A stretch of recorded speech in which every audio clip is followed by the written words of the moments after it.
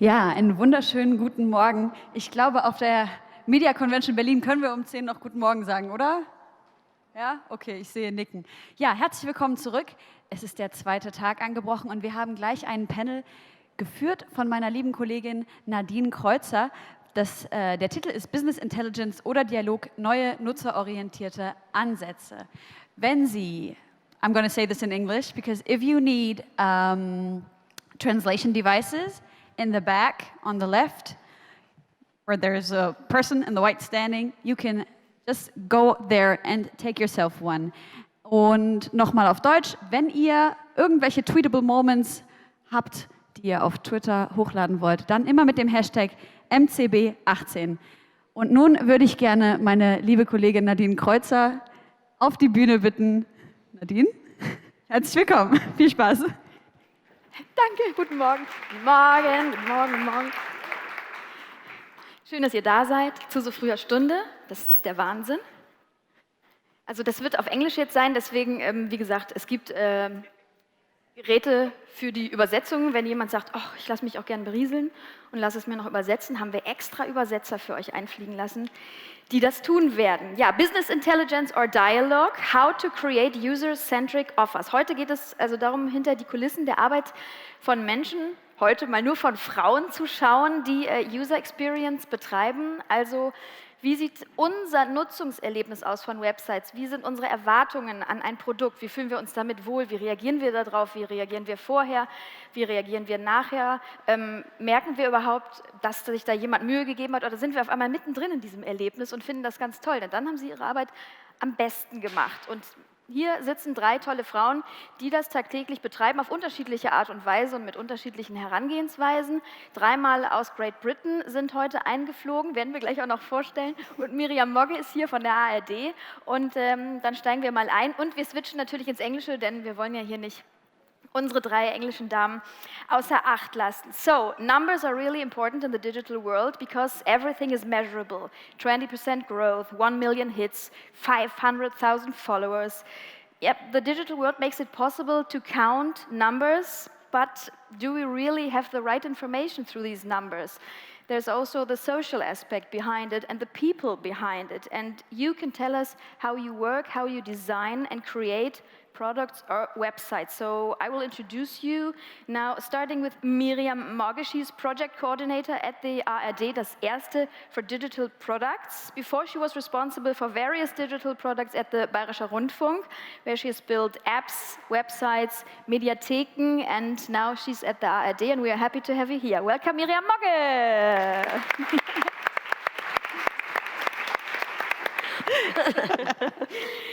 So we've got Jane Morrison here to her right. She's the head of user experience and design at the BBC, started there 15 years ago. So I told her before at breakfast, she's a pioneer there, and it's the truth, come on. You have to tell us what you're doing there exactly, and we want to know all the details of your work, especially also your work with children, user experience. There you are really experienced, and people can learn a lot from your work. Then we have Shimika Lu. She's specialized in user experience, working at Condé Nast International. Sorry, me, as a UX designer and researcher, currently working on unifying many websites, which is a challenge, and the users are all different. And we've got Gigi Deming. She's international head of user experience, also at Condé Nast International. There she has built the first centralized UX team and program across its 11 markets. That's much. Yes. So, welcome. And both of you can start telling us all the details about your work. Now, Yes. please come front of the stage, and we can lay back and listen what you have to say. Yes. Guten Tag, everyone. My name is Gigi, as mentioned, and this is Chimi. So for the next 5 minutes or so, we're going to give you a brief overview of what UX is like at Condé Nast International. So first, I thought I'd be remiss if I didn't show you our lovely team. Or maybe not. Okay, so there's 5 of us, split among 2 researchers and 2 designers, of which Chimmy is one. So our remit is looking at the needs, behaviors, desires, and motivations of our users, in particular our digital users, and then creating designs for them based on those needs, behaviors, desires, and motivations. So as mentioned, our biggest challenge is that we have to look over 11 markets. So you have Condé Nast, which is the US version. This is where Anna Wintour sits, the famous Anna Wintour. Oh, there we go. So there's our team. There's the lovely other ladies that we work with, and kind of our values at the top of the page. So passion, empathy, things that I think are important for any UXer. We sit on cross-functional product teams, but I think it's quite important to point out that the work that we do moves beyond just product, websites, and apps. So about half the team actually is working on some strategic initiatives now based on getting to know our digital audiences in some of our markets, especially around Asia and Latin America. When it comes to UX, one of the things, especially for Condé Nast, when we have such iconic brands like Vogue and GQ, it's not just about usability. I think a lot of people think UX is synonymous with usability, but we have to take into account our brand identity, revenue models, and even though it's not up here, it feels kind of almost rhetorical for us, also the technology on which these platforms are built as well. And for us, our users aren't just our end users, so most of last year, a lot of the work that we did was actually for our internal users, looking at our CMS and internal tools for our editors and journalists to make sure that they can produce the best content possible across all of our different markets. So what's our key challenge? So as mentioned, these are our kind of brands. And we have to look after these brands over our 11 wholly owned markets and 20 licensees, kind of secondarily. And there's a very strong print legacy with Condé Nast. So one of the first things I did, when I joined, I was told I was literally the only named UX person across all 11 markets. And I was told that we know a lot about our print readers, what they do, what they like, why they read Vogue or GQ or Wired, but we didn't know that much about how they feel about our digital propositions. So I interviewed a lot of Vogue loyalists, and these are some of the words that they used. Access, which personally surprised me because, you know, Vogue for me was all about fashion, but actually it was the fact that Vogue could go places that other magazines couldn't go. And then my favorite, which is I can't afford it, even though I like reading about it. But it would be remiss of me to assume that's exactly how people feel about our digital proposition as well. So we have 64 websites across our 11 markets. So as you can imagine, all of them kind of grew up a bit organically as well. So going back to the usability and brand identity, our challenge isn't just making a useful website for these people, it's also about creating a unified brand identity for our different brands as well, so that even though Vogue in Japan may be slightly different from Vogue in Germany, they all need to look like they belong to the same Vogue family, though, so that we have a strong brand identity. And so the way that we go about doing this is that we try as much as possible, any decisions we make, to get local market input, see how that floats up to create universal guidance and frameworks so that we have a strong unified brand identity, but still respect and design for local differences, not only in terms of content, but in terms of design as well. So on that note, I'm going to pass over to my colleague Chimmy so she can talk a bit more in depth about that. Right, so we get lots of data, lots of research, and we then have to work with different teams. So we have sort of big data teams, which are audience research and data analytics, telling us who our users are, what they want, and what they're doing. And what we do with UX research is to find out why they want it, and then I interpret that into how we can deliver it. So all similarities then come into some sort of universal guidance, and any differences that we find, then we localize into the different markets.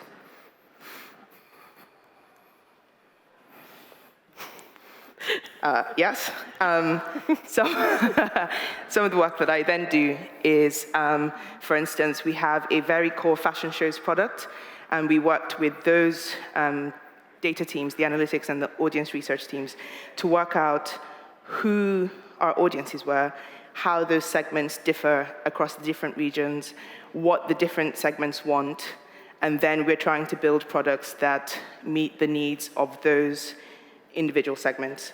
So some of our fashion shows people are people that need the information on our websites to do their jobs, and their needs are very different from people who live fashion, who want to see what the latest trends are, people who need to be inspired because they're designers and they need to observe Vogue's take on what the fashion shows were to feed into their next work or to predict what should go into the stores after the catwalk season. I then take lots of that information, or we take that information on our cross-functional teams.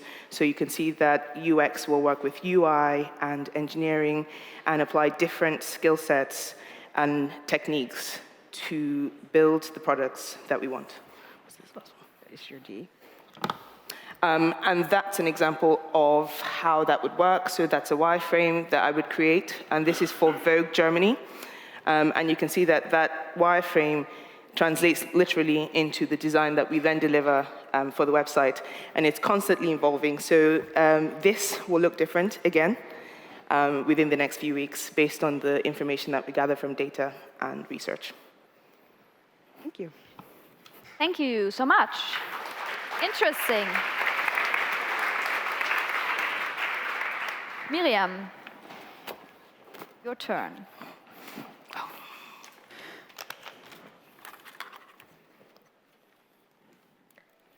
Ja, Miriam Mogge von der ARD, bei das erste auch noch relativ frisch dabei.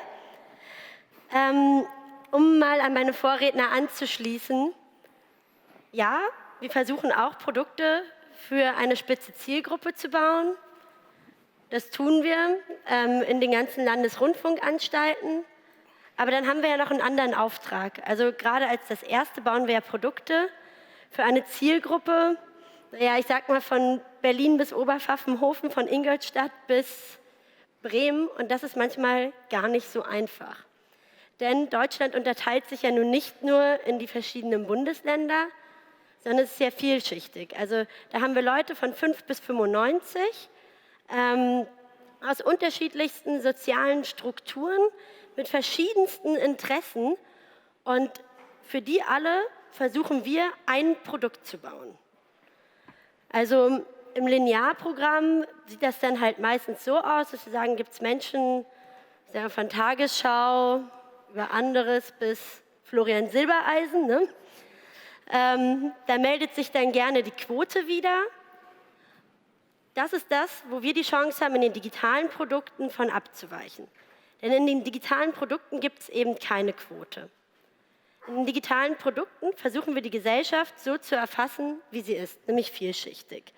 Wir haben Menschen, die unterschiedlichste Ansprüche an das Produkt haben, die auch unterschiedliche technische Voraussetzungen haben.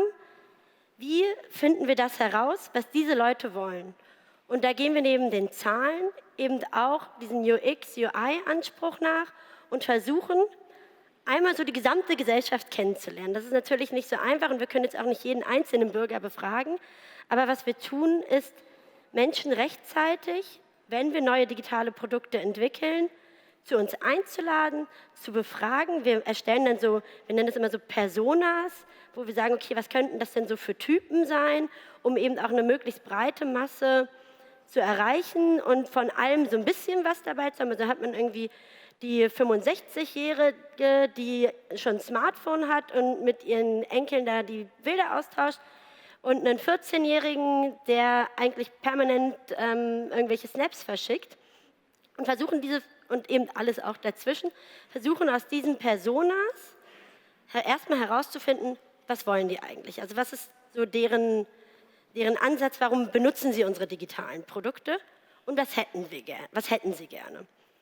Und dann starten wir praktisch wie so ein Experiment, wo wir ihnen unsere Produkte zeigen, die wir erstmal in so einem Wireframe oder schon als einen klickbaren Prototypen entwickelt haben und geben ihnen kleine Aufgaben. Also sagen, ja, Sie schauen gerne Anne Will.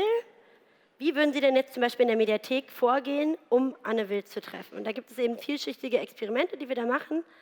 Ich denke, da werden wir auch gleich noch drauf eingehen, um herauszufinden, diese schönen Ideen, die wir uns da im stillen Kämmerlein ausgedacht haben und in Gremien abgestimmt haben, funktionieren die denn überhaupt? Und da bin ich sehr, sehr, sehr glücklich, dass dieser Ansatz von eben der Einbeziehung der Nutzer auch in der ARD stattfindet, mit großem Erfolg, wie man ja auch an Produkten wie der ARD-Audiothek zum Beispiel sieht. Vielen Dank. And Jane from the BBC. Good morning. I don't have any slides. Look at me. I should apologize in advance. I've had a large amount of caffeine this morning. I wasn't expecting to have that, but there was free coffee upstairs, and now I'm like... So, hi, I'm Jane. I work at the BBC in a team, in a department of about 200 UX and D designers. So we incorporate kind of graphic design functions and also kind of research and user-focused techniques. So of about those 200 people, kind of 15 to 20 have research in their job title. So that's quite a big team, but I was going to say in the context of the BBC, there's about 16,000 employees, and we're reaching a global audience of about, one estimate was 350 million households every week. So one way or another, we have to pack quite a big punch. We have to try and reach a lot of people and influence products for a lot of people.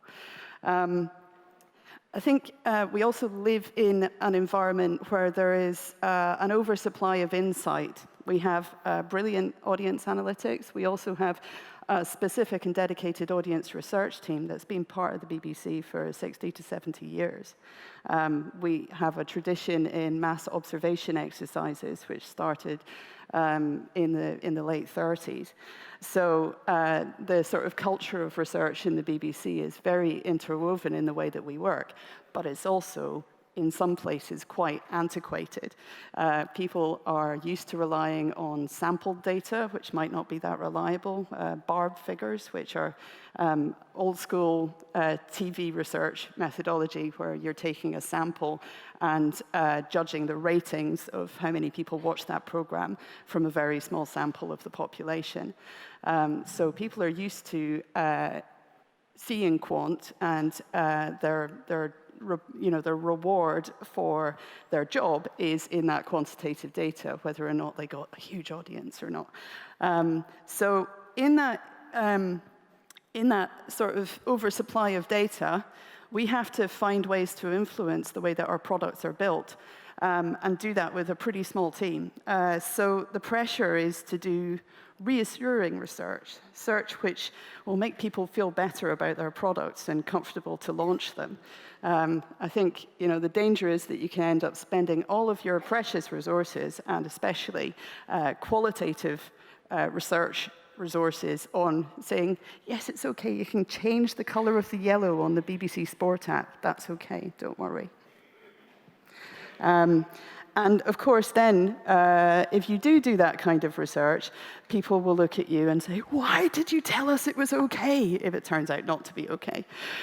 So there was a few things that I did with the team. I took it on about 5 years ago, and at that point, we were still just dying under the load of pressure, the requests that we were being given. So what we did was say, this is ridiculous. Everybody in UX is now a user researcher, not just this people that have it in their job title. Everyone is a researcher. We integrate it into the practice of user experience. And let's not worry too much if it's not perfect research, because the fact is, your designs are going to improve if you've improved your empathy towards the audience. That's great. We've got loads more research done, except quite a lot of it was still reassuring research. It was still there to make product teams, including the UX members of the product teams, feel more comfortable about what we were launching. So the next thing that we started saying was, research as inspiration, as a creative act, something that we do, not just to make ourselves feel better, but in order to challenge our assumptions, understand what it is that we're trying to achieve, and maybe change those. So the research inspiration for us means, open-ended things that don't have very clear objectives yet, big questions. So in the context of Brexit and that year, which was interesting for the UK, we did a piece of research around our audience's abilities to make decisions. And in the time that we were doing that, we had diary studies. So we went out and found people in the audience and spent a long time watching their process, making several decisions, from choosing an outfit to go to a wedding in, or through to choosing healthcare for a child, and the EU referendum as well. And in that, unsurprisingly, we found that people's process around decision making is emotional and illogical and not really process-driven at all. So, that was a depressing time for me. But what I think was interesting with that is what it's given rise to is our understanding about how to create ethical experiences for our audiences. And it's actually really changed the way that we approach our work at the BBC. So increasingly, we're having conversations about ethical ways of presenting information, ethical ways of gathering information and understanding them, and how to kind of really influence the way that our products are built so that we keep audience trust while we're doing that. Another example is the big weekend. So in the UK, on the same weekend as the Wimbledon tennis and quite often a large football championship, so the World Cup is sometimes the same weekend as Wimbledon, and Glastonbury Music Festival. So that's quite a busy time for BBC, one way or another, and we have to try and broadcast all of these, knowing that we have different audiences. And we were really interested in how that could possibly work, what's actually happening in users' households. And we found some fascinating information by, again, we were using Hangouts, and people were sitting in home with people as they watched some of this stuff on TV, and out and about with them as they did so on their mobile phones and other devices. And what we found was fascinating. We had people who loved Glastonbury so much, they would set up a tent in their living room and pretend they were at the festival. So there's all of that gave us brilliant ways of connecting with the audience and understanding how to make the digital experience a way of getting to something that you can't get to in person, bringing it into the house. So by having these kind of more open-ended approaches to design, we can really, to research, we have much more influence over the way that our products are developed, how they're marketed, and how we approach our audience. Thank you.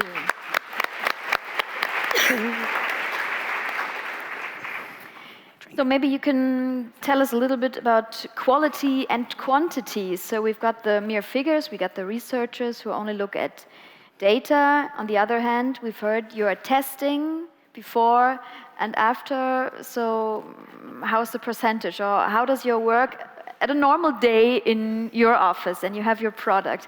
How do you go for it? What do you do?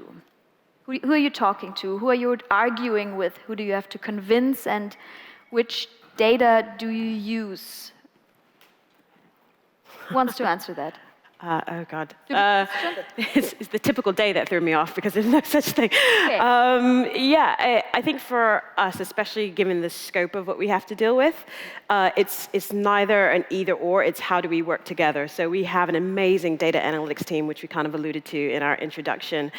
And sometimes it starts with them. Sometimes they look at behaviors on the websites in vast numbers and quantities, and they start seeing patterns, but they don't understand why those patterns are happening. And so then it's up to us to do qual research to say, we've talked to people who've exhibited these patterns and say they do these behaviors, and this is why it's happening. And then as a company, we can start making decisions based on that why about how do we deliver a better experience. Equally, there's things that will come out of our research that are very kind of subjective. So kind of going back to your color example is a classic one. So we did some exercise around branding for Vogue and what's a Vogue color and things of that nature. And it was with 10 to 12 people, which is great, but for something that subjective, you really want to be sure about it. So then we have market research surveys.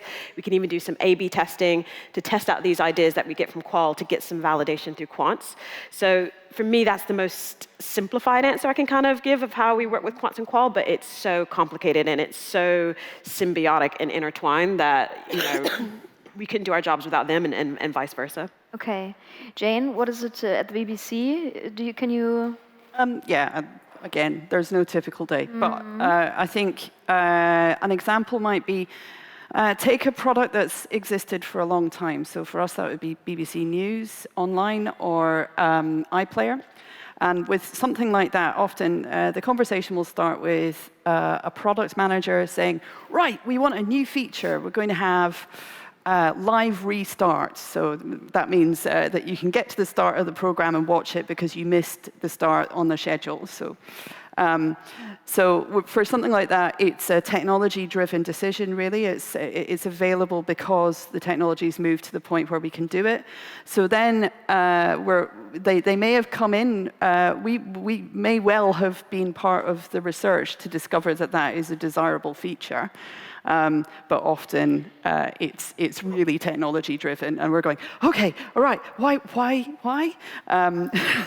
And trying to find a route into that. So we can do that in a number of ways. We'll usually gather a bunch of quantitative data, so that will already exist, and we can access it through the audiences team, also through our business analysts, who will be collecting stuff in a sort of data analytics way.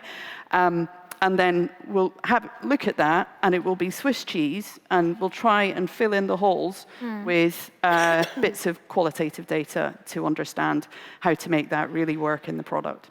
So that's in product research, but then there's also other stuff. So. Miriam, when you work, at which point should the user be involved? When do you come to a point and say, okay, now we have to do research, now we have to ask, we have to test, we have to put a group of people in a room or whatever? Yeah, well, actually, I think it's kind of a circle. If you develop agile, you always start like, hey, the techies say, that's a great feature, let's do that. And that's the point where you have to say, okay, now activate the user lab, they have to find people, call them, bring them together. Then in a good time, you have already wireframes or mock-ups, and then people come and check it out on iPads and say, hey, that's cool, or what the fuck, what should I do here? And if they say the second part, then you should go back and say, okay, we don't do this. And if they say, and then we say we don't do that, and we try to find another way, maybe people understand it then. Because for us, it's important, on the one side, sure, do they click the button? But on the other side, what you will totally get by the numbers. But before we get the numbers, we ask, why would they click the button? Or more important, why not? And so always if you have a new feature, you need to get the people in touch and let them test before you put all your energy and good people programming something what you can throw back afterwards and start again. Mm-hmm. Is it mostly a sure thing, having people testing and then the result, the outcome, where you see, yeah, we are successful, it worked out, we tested it, or did we test enough? Should we do another round? Mm-hmm. I think it depends on what the purpose of the research is. So when we go into a bit of research like that, we will think, what question are we trying to answer with this round of research? So if it's a feature and you want to find out whether it's interesting or engaging or people will use it, then you can answer that question. But then you probably have to do another level of testing when you've developed the product to say, is this actually usable now? Mm. So there are different kinds of testing that you can do with the product through the different stages of the life cycle. Yeah, but nothing goes without testing in your jobs, right? Ideally. Yeah. Sometimes not always the luxury for that, but yeah, ideally. I think there's always more testing that you could do. Mm. So you've got to ask yourself, what's the most impactful thing that you could do? For example, much like you, we've got a lot of templated experiences because we have to. It's unavoidable, even with a massive UX team. The number of people creating content at the BBC numbers in the thousands. So for something like the BBC News website, we're not testing every article before it goes out because that would be absurd. So of course, if we're making a major change to a design or even a minor change, that will come with at least analytics and probably some qual as well. But in practice, no, you're not testing everything. You have to choose. You have to work out what the most important thing is. But you're doing this for a really long time, Gigi and Jane, for 15 I'll get the Zimmer years. frame. Yeah. Started at the 50? BBC No. as a design researcher, and Yeah. now you worked your way up and are head of this department at the BBC. I'm not head of the department. Come no. on, you're Not head of 200 everything. people, no. So, but looking back on these 15 years, also you, Gigi, so what has changed for you? You're experts now on this field. What did you have to learn, and how does it, do you still feel comfortable in your role, or do you have to learn every day as well? You have to learn every day. So when I first started out, as we were kind of saying backstage, it wasn't even called UX or user experience. It was HCI or user-centered design, and you had to fight for just people to take your role seriously. And now people do kind of accept it as a norm, but I think the biggest wake-up call for me is, so I started off in an agency for 6.5 years, and then I moved to Sony PlayStation for 5 years, working as a gamer user researcher. And that is when user experience really became a thing for me, because before that, as much as we taught it, a lot of it was usability, a lot of it was very reactionary. Can you get someone through a supermarket checkout as quickly as possible so they buy my products over and over again? But with gaming, the most efficient and effective game is probably the most boring game ever, because it's a big fat button that says press here to win. But that's not really entertaining. That's not a really interesting experience. And so it really opened my mind in terms of everything from brand identity, like we were talking about before, to how you engage people, loyalty. I'd never seen loyalty like I saw in the gaming community compared to, again, before I was using supermarket checkouts and things of that nature. And so there was a real evolution, I think, for me personally, but also as the industry at that time, as UX kind of grew, about understanding the totality of what affects a user experience beyond just interacting with the interface. And I kind of carried that through to my jobs after Sony. So, but in the past few years, I think I have seen a bit of kind of inertia and stagnation in terms of the kind of techniques that we potentially use, but there will always be something exciting and different because audiences evolve, technology evolves. We didn't have, showing my age again, we didn't have Facebook when I first started off, and Facebook now mediates so much of what media does and how they reach their audience, for better or for worse. So on the one hand, it's changed a lot, but on the other hand, I think it'd be nice to speak with different industries and different people in different countries where UX is quite new to reinvigorate the industry and the discipline, I think. Yeah, I don't feel comfortable ever. But I think that it's. I think there are new problems, and some of those come because there's really excellent solutions.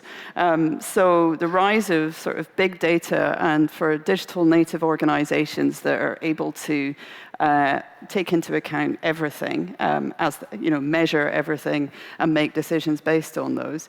The problem with that is it comes with a level of, well, first of all, it's really exciting. Basically, all the product managers and developers and UX people who are involved in that, it's like they've got hold of an exciting machine and they can press a button and a peanut comes out. So they're pressing the button like that and getting more and more excited about it and going, we're masters of the universe because we have all this data. But they're just as naive and arrogant and stupid as I am. So in practice, you just make bigger mistakes with more data, or you can. I think at the start of the industry, or at the start that I was in, at least we knew that we were idiots. Now, people don't know what they don't know, and so there's some danger in that. I have a fear that people are more able to overstep and make huge impact with maybe millions or billions of users in certain cases, that have far-reaching effects on our perception of reality, our mental health, our understanding of the world, the way that we vote. These things are obviously, I'm in a very fortunate position of working for a public service. We're independent of the government and funded by the public. So we're really lucky because we can actually worry about that stuff out loud. If you're Facebook, I don't know how you deal with this, because it's an existential threat to worry about that stuff. It's kind of what your business model is about. So I'm lucky, speaking about user experience and countries who haven't that much experience in user experience, I don't know if I may ask the German side, you're really fresh in your job. What is your impression? Do you have a lot of experts at your side or throughout the ARD? Or what is your feeling about Germany and this kind of work that these ladies are doing for 15 years or the past? Every time you say that, I hear 50. Okay, 15 years. Jane, you look so young. Oh, no, stop. Yeah, as everyone knows, the ARD is one of the parts that's always fast forward moving.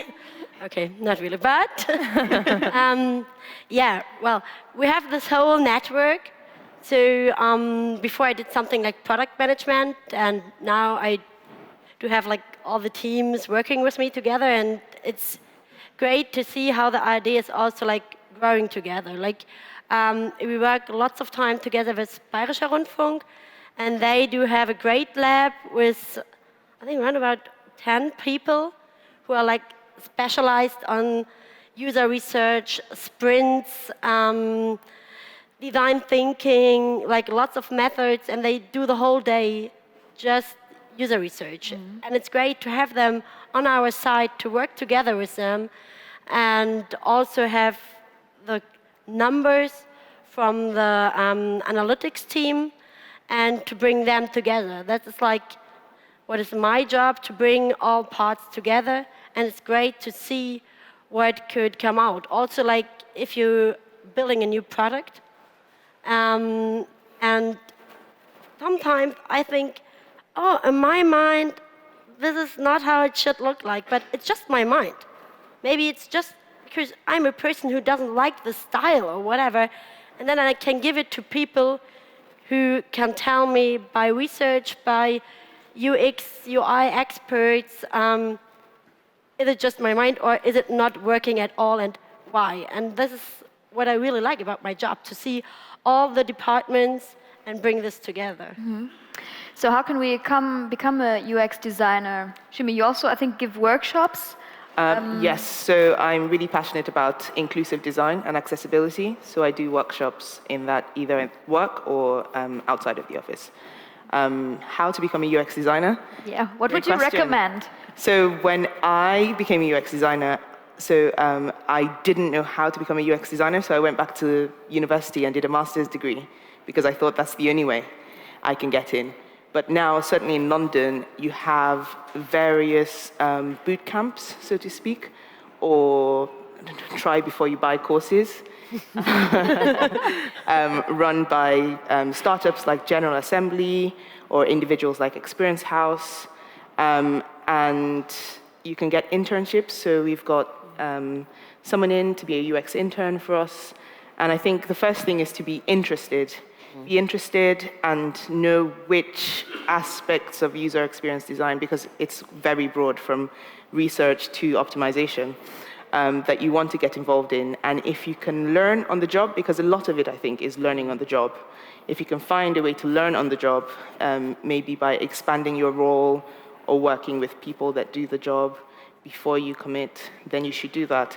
And if you're the kind of person, so I'm the kind of person that has to get the theory first, then go do a course or do a master's. Mm-hmm. I highly recommend the University of London's UCL. UCL's HCI degree is very good. You agree with that, Jane? Yes. Yeah, sort of. Yeah, I think I don't know. It's difficult because we're so ancient and crumbling that when I would, my first degree was history of art and English, and I was like, I'm going to be following a mop around McDonald's for the rest of my life. So I did a master's in information processing, and so that was a computer science master's, and I came at it, suffering hugely from culture shock because I was used to arguing and writing essays, and then I had to learn how to program, and it was a nightmare. So for me, actually, the thing that I could do was I went and found the psychology department and came at it from an HCI angle, and that was how I survived my master's. But I think, there are lots of courses that are specific. For the BBC, that is not necessarily how we hire. I mean, if we can find people that have got degrees in these subjects, great. But if it was the only thing we did, we would be pulling from a pretty not diverse pool of people. We'd be talking about a lot of white middle-class kids from places like Edinburgh. So in practice, to try and broaden our field, we have a trainee scheme, which is very competitive, but it's that's from pretty much any design or psychology discipline. We'll take people. When they arrive, they might be graduates in architecture or product design or psychology or computer programming, and then again, like you're saying, I think learning on the job is probably the way that you're going to have the freshest skills, and it's all kind of really about having the right attitude and understanding that you want to be curious about how other people behave and make them experiences that they would understand. And especially if you want to have a great site for children, you're the person to ask, because because you're behind a design team that has created UK's best loved apps and websites for children. Yeah. Tell us a little bit about that. Why do you have a passion for that, and why are you so good at it? Now come the compliments. First 50 years old, now the compliments.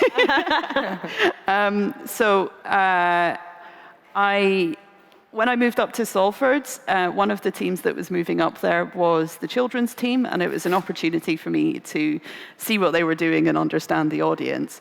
And it came at a time when I was a young mother as well, so actually it was perfect for me. So I came at it with kind of quite just from a personal passion.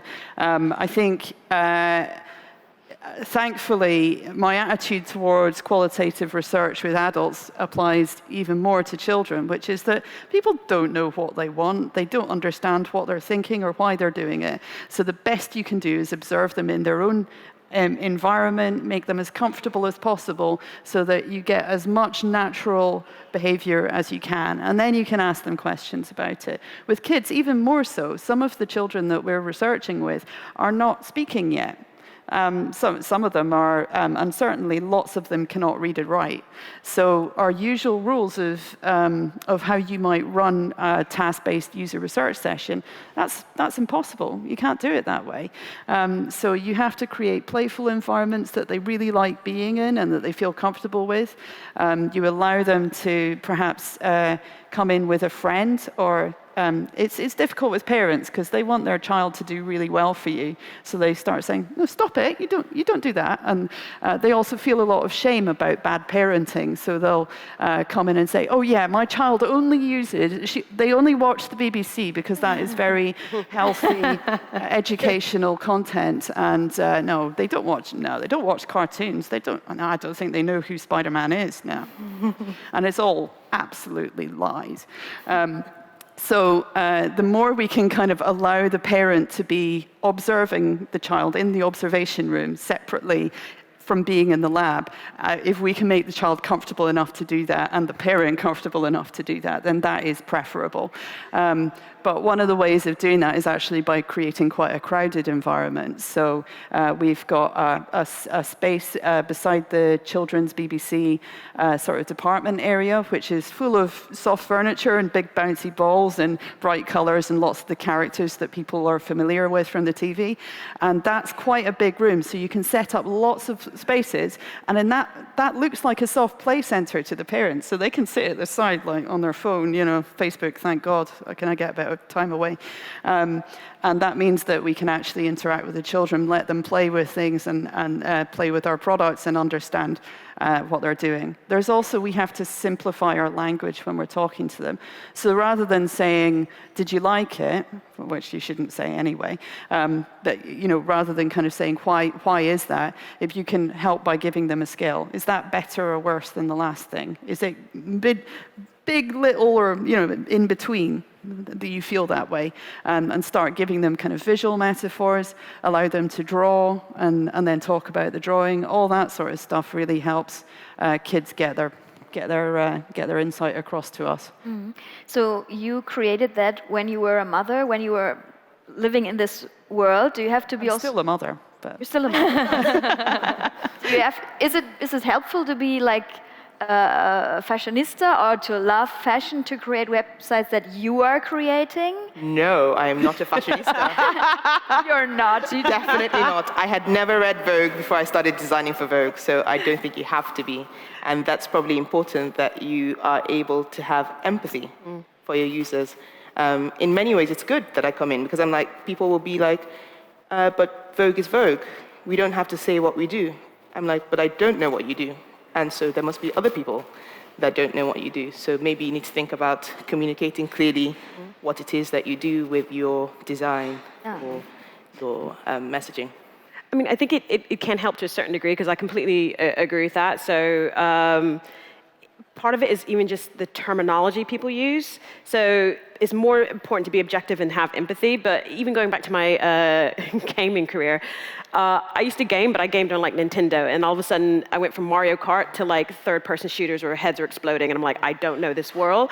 So I'd be talking to gamers and like, yeah, the HUD with the CPC and the NPS. And I'm like, I have no idea who you're talking about. So I have to nod my head and go back and learn. So having a baseline knowledge kind of helps, but it didn't matter, because I gained that knowledge. What was more important is I listened to what they had to say. I read between the lines, as you're saying, with behavior. I had to work with kids as well in gaming, so I empathize with your pain. They're brilliant, though. If you want an honest answer, though, get a kid, I think, more than an adult for a lot of things. Unless they're not in school. If they're in school, they're like, are you a teacher? Yes. Yeah. Yes. We get an A? Yeah. You've got to be careful.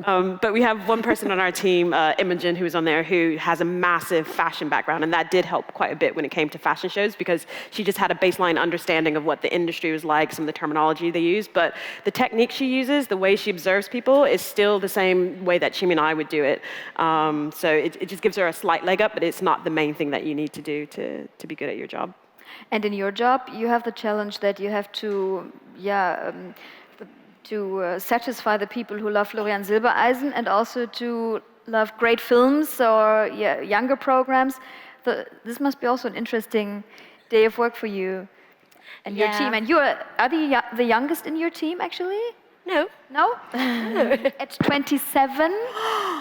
Yeah, sorry. 30 is coming.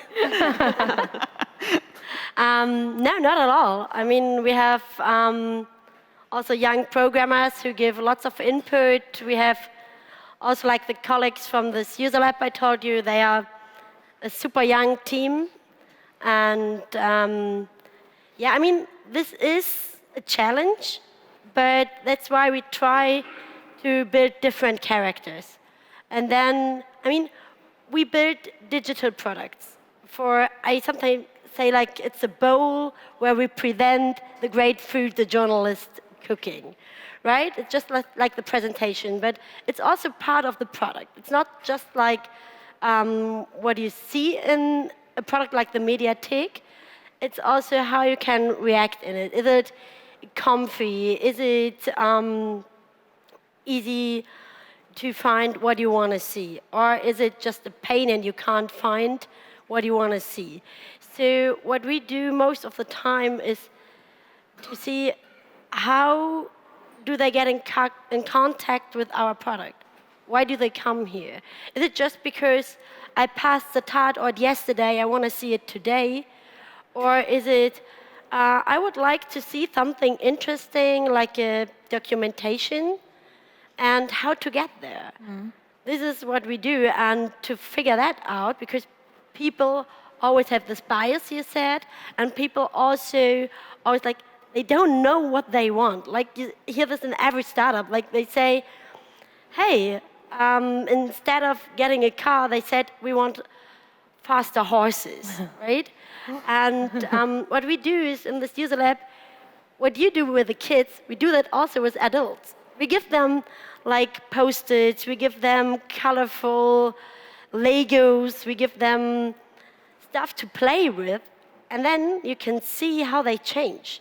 They come out of the bias, because then they get back into, hey, I'm doing something, and I talk with a friend about something and stop thinking about, oh, I'm testing their product, what they want to hear. Because we don't want to hear, hey, this is great.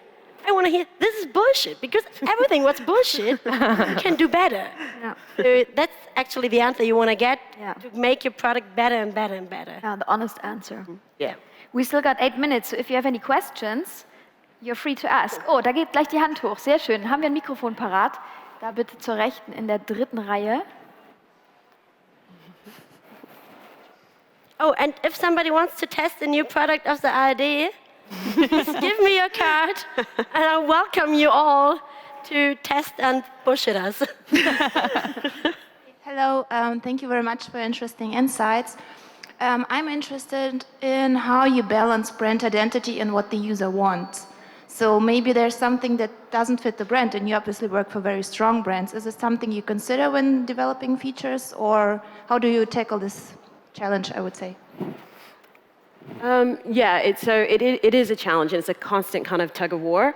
I think the thing I always like to say about user experience is that it's user-centric, but not user-selfish. So there's certain brands we're having that are kind of going through, I wouldn't say so much a redevelopment, but a redefinition of what do we want this brand to be, because we feel like it's kind of moved away from what it should be based on the traffic we're getting, the type of people we're attracting. So if we say that our brand identity, let's just say for the sake of argument, going far away from what Vogue is, say if we wanted Vogue to be a high street, low-end fashion brand, all of a sudden, for whatever reason, we decide that's what our brand identity wants to be, then we'd start doing research and design work to say, right, how do we then shape our design and the audience and get the audience that we want to come over and be that high street, low-end kind of fashion brand. So that's where brand identity and user research. So we do research to understand what users want, but we kind of need to know what they want from the point of view of what our brand is trying to project and what it's trying to accomplish. That makes sense? Yeah. I'll add one more thing. So a brand can have different identities that are complementary. So Vogue on the Vogue website is not the same thing as Vogue on Snapchat, and it's distilling what you want Vogue to do on one platform or what user identifies with that aspect of the brand. So Vogue is iconic and attractive and legendary, authoritative on the website, but on Snapchat it's fun and it's playful and it's behind the scenes, and that's okay. Thank you. More questions? So there's a question. Sehr gut. Okay, da drüben auch noch. Hey there.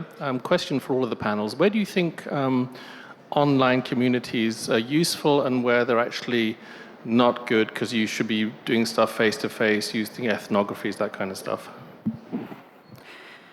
I think it very much depends on the objective of your research. I think that you can get a great deal out of online communities, but I mean, it's a bit like focus groups versus individual conversations in research. If they interact with each other, it gives you some flavor of that conversation, which has some insight attached to it.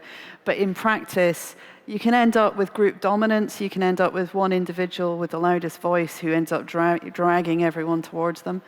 And it's also biased by their interaction with technology. The sort of people that you can attract into an online group is rather different from if you recruit just a general population group. There's some people with access issues, for example, who might not be able to get to that technology because they have a disability and the technology doesn't support that disability properly, or it might be that they can't afford it. So for a public service like ourselves, not meeting people face-to-face has some ethical issues, but it also has some bias-making issues as well. Mhm. There was another question in the back on the right side. Da hat sich noch jemand gemeldet hinten links, oder? Habe ich das eben falsch gesehen? Are there more questions? Okay, then in the middle.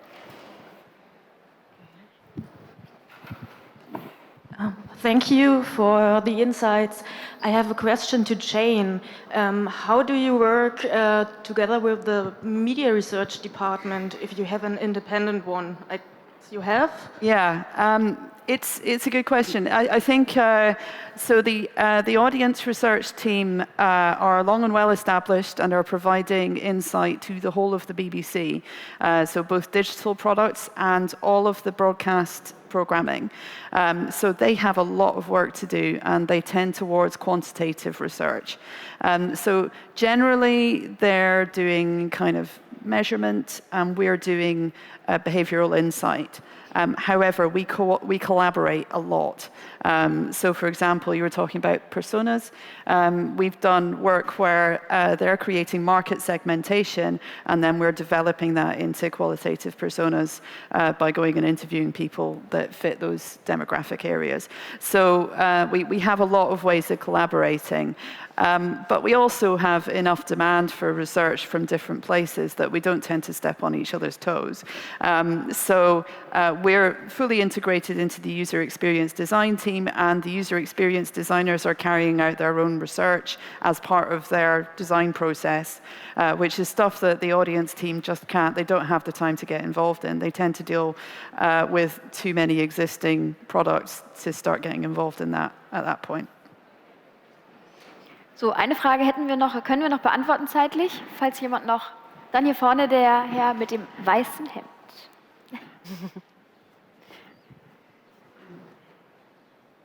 Hello, Philip. Just one question. What you share, all of you, is that you've got a huge audience. So it's pretty easy for you to do massive testing, A/B testing, and analytics with a big data. What do you recommend if you've got a rather small audience, an audience that is hard to really target, because it's rather diverse, shares common interests, but it's really difficult to distinguish on online platforms to address? And I mean, you've all got rather big teams, up to 200 people. That is impressive. Not everybody's got that capacity. That is weird. So. That's not usual. Yeah, we know that. Wow, that's a good question. Also, I think for some of our websites, the audience probably isn't as large as you think it is digitally. And so I think this sounds like the favorite UXer answer, but a lot of it just starts with qual research from that point of view. So if you don't have the numbers to do proper optimized A/B testing to statistical significance, that still doesn't mean you can't do comparative research between different ideas, or find out if you said your audience is quite diverse, understand why they're diverse. What are their commonalities? They're all still coming and using your product for some reason. So what is that reason? And then use that to start build and design and create things for them to the point where maybe you do have an audience that's big enough where you can do bigger things. But even if you never get to that point, you can still start with why. Why is this happening? What questions do I want to answer? And you can still interview people, be it remotely, via Skype interviews, or bringing them into your office, but just get out there and ask people questions. Yeah, it's amazing what people will do for free things as well. Yeah, it's like just go out on the street and ask people. They will help you. The most of them are quite nice. Go to the main station, looking where people are just waiting. They are quite nice. Just ask them. It's an easy way to test your product. Yeah. So thank you very much. That was helpful coming from Georgia and talking so fast to answer the last questions. Vielen, vielen Dank an diese tolle Runde, an Jimmy und Gigi, an Jane und an Miriam. Und die beiden von Condé Nast sind in einer Viertelstunde noch in unserem Main-Speaker-Bereich, Speaker Area. Da könnt ihr sie auch noch mal in kleineren Gruppen sehr gerne befragen. Thank you very much for listening. Vielen lieben Dank.